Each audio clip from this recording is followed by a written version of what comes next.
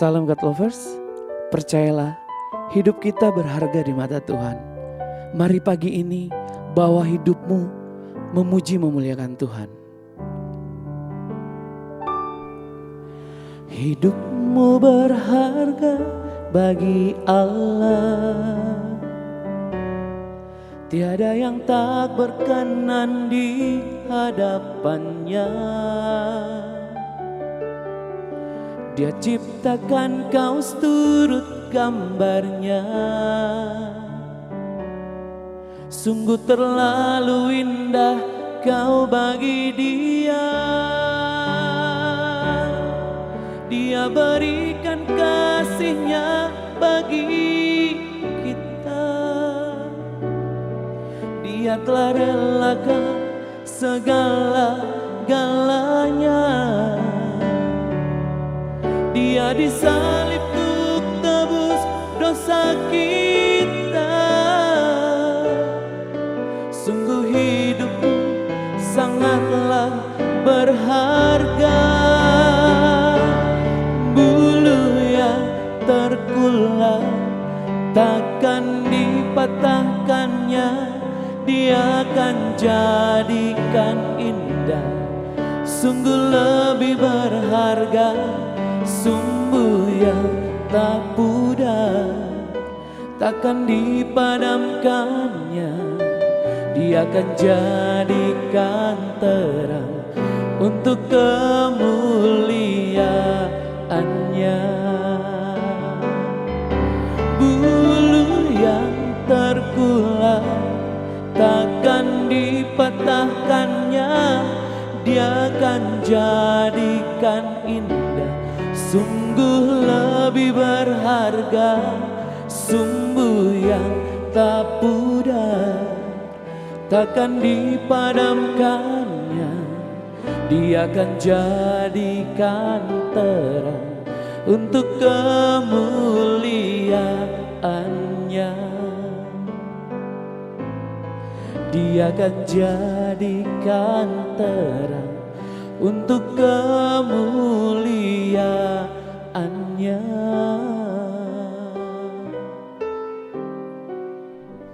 Shalom God Lovers, bertemu kembali dalam program Word from Heaven. Pada kesempatan hari ini saya akan memberikan renungan singkat Tuhan yang memegang hati. Pernahkah saudara komplain dengan pemimpin? Mungkin di kantor, dalam pelayanan, atau di mana saja. Satu hal yang kita mengerti bahwa Tuhan selalu menempatkan otoritas di atas kita, di mana kita harus menundukkan diri kepadanya. Dan kalau kita jujur, kalau kita pernah kecewa dengan atasan kita di kantor, di mana saja, atau di rumah anak-anak gak puas dengan orang tua, maka biasanya kita lebih banyak komplain daripada kita berdoa untuk orang yang sedang kita komplain di hadapan Tuhan. Dengan kata lain, lebih banyak kita membicarakan hal-hal yang negatif, menuntut dan seterusnya, ketimbang kita membawa orang tersebut di dalam doa kita. Bapak Ibu, kalau kita baca kitab Amsal 21 ayat 1, dikatakan begini, hati raja seperti batang air di dalam tangan Tuhan. Dialirkannya kemana ia ingini. Menarik sekali. Bahwa digambarkan bahwa hati raja itu seperti batang air yang dia bisa belokkan, yang dia bisa kendalikan seperti itu. Nah, hari-hari ini ada banyak orang yang tidak puas dengan keadaan. Tidak puas dengan situasi yang ada. Bahkan tidak puas dengan apa yang sedang terjadi. Hari ini kalau kita lihat di dalam tahun 2024, menurut sumber Times, ada 57 negara yang akan mengadakan pesta demokrasi menentukan siapa pemimpinnya, baik yang disebut dengan presiden atau perdana menteri. Dan pasti ketika Tuhan akan dudukkan seseorang, maka gak tentu juga semua itu bisa menyenangkan hati orang. Tetapi bagaimana sikap kita? Bagaimana respon kita ketika kita melihat seperti yang tidak seperti yang kita inginkan? Sebagai contoh hari ini, bagaimana sikap kita terhadap pemerintah misalnya? Kalau kita lihat di dalam bagian firman Tuhan dalam Roma 13 ayat 1, bukankah dikatakan tiap-tiap orang harus takluk kepada pemerintah yang di atasnya? Sebab tidak ada pemerintah yang tidak berasal dari Allah, dan pemerintah-pemerintah yang ada ditetapkan oleh Allah. Jadi ketika kita menyadari bahwa pemimpin satu bangsa itu dari Tuhan, maka bagian kita bukan menjadi bagian yang komplain, tetapi bagian bagaimana kita mendoakan yang dipilih Tuhan, sekalipun itu bukan seperti yang kita mau. Kalau kita baca dalam Alkitab, ada satu raja yang luar biasa, yang bukan kenal Tuhan, yang bukan seperti yang diinginkan oleh umat Israel. Dikatakan ada nama seorang raja yang bernama Kores. Dalam Esra 1 ayat 1 dan 2 dikatakan, pada tahun pertama zaman Kores raja negeri Persia, Tuhan menggerakkan hati Kores raja Persia itu untuk menggenapkan firman yang diucapkan oleh Yeremia, sehingga disiarkan di seluruh kerajaan Kores secara lisan dan tulisan pengumuman ini. Beginilah perintah Kores raja Persia, segala kerajaan di bumi telah dikaruniakan kepadaku oleh Tuhan Allah semesta langit. Ia menugaskan aku untuk mendirikan rumah baginya di Yerusalem yang terletak di Yehuda. Alkitab berkata bahwa Tuhan itu bisa memakai orang siapapun, bahkan yang tidak kenal pun. Kores itu dipakai Tuhan untuk maksud dan tujuan Tuhan. Jadi dengan demikian, bagaimana sikap kita? Saya mengajak kita hari ini sebagai orang Kristen yang punya tanggung jawab mendoakan negeri ini, yang punya tanggung jawab mendoakan pemerintah, siapapun yang akan memimpin negeri ini, maka bagian kita bukan menjadi bagian yang komplain. Apa sikap sebagai orang percaya terhadap pemimpin sebuah negara? Yang pertama, jangan mencela, apalagi mengutuki pemerintah. Itu bukan bagian kita dan enggak hak kita. Yang kedua, mari belajar tunduk terhadap pilihan Tuhan. Karena tadi Alkitab bilang, tidak ada pemerintahan yang bukan berasal dari Tuhan.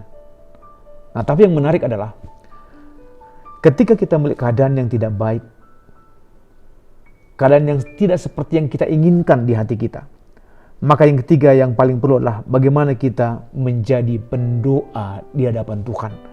Berdoa bagi pemerintah yang Tuhan berikan kepada kita atas kehendaknya dan atas pilihannya. Jadi nggak ada namanya spirit yang menggerutu, yang mengeritik yang ada. Kenapa? Karena Alkitab bilang bahwa hati raja itu seperti batang air yang gampang sekali untuk dibelokkan. Jadi bagian kita hari ini sebagai orang percaya, saya percaya bahwa kita dipanggil menjadi pendoa-pendoa bagi negeri ini. Kita dipanggil menjadi orang yang standing in the gap, berdiri di celah bagi negeri ini. Supaya apa? Kita akan melihat lebih banyak lagi karya Tuhan yang akan Dia kerjakan untuk boleh membawa negeri ini menjadi negeri yang semakin baik dan menjadi negeri yang akan menjadi berkat bagi bangsa-bangsa. Dan itu bagian kita.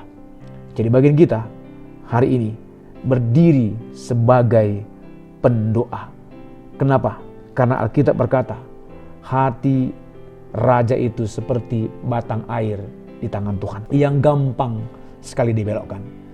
Dengan kata lain, hari ini orang percaya dilarang menggerutu, tetapi orang percaya harus semakin banyak berdoa, karena itulah salah satu tanggung jawab kita untuk melihat intervensi Tuhan terjadi atas sebuah komunitas, atas sebuah bangsa, atas sebuah pelayanan, atas sebuah keluarga, atas sebuah di mana kita bekerja.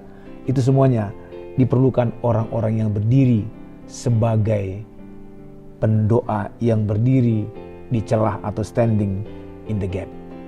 Mari kita berdoa.